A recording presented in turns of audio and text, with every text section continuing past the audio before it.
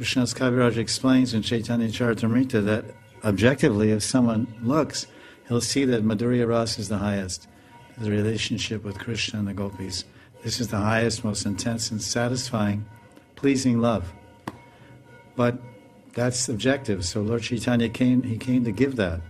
It says, Samarpayatum, Anarpita Trim Chirat Karana Yavatirana Kalo, Samarpayatam, Unat Ujjala Rasam, Subhakti Shriyam.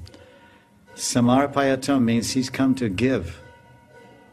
So if someone is giving you something, it means they're giving you something you don't have. Chiram Churat.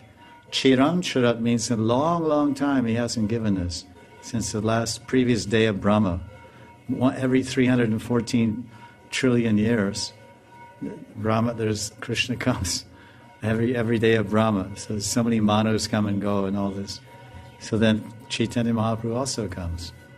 So it's very long ago that he gave. So only 550 years ago or so, Gauranga Mahaprabhu was he gave to all of his followers, whoever came with him, practically everyone, their Sthai Rati is Madhurya Rati. The 6 Goswamis and Jagannatha Pandit and everyone, they're all in the Sthai Rati of Madhurya Rati.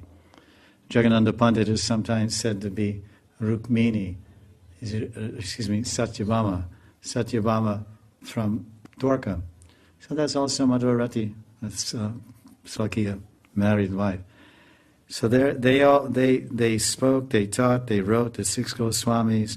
They're all in Sthai Rati and Madhurya Rati, and they're propagating this and they're teaching this through their books. So then the Guru is coming in the lines of Nityananda and Advaita and Gadadhar.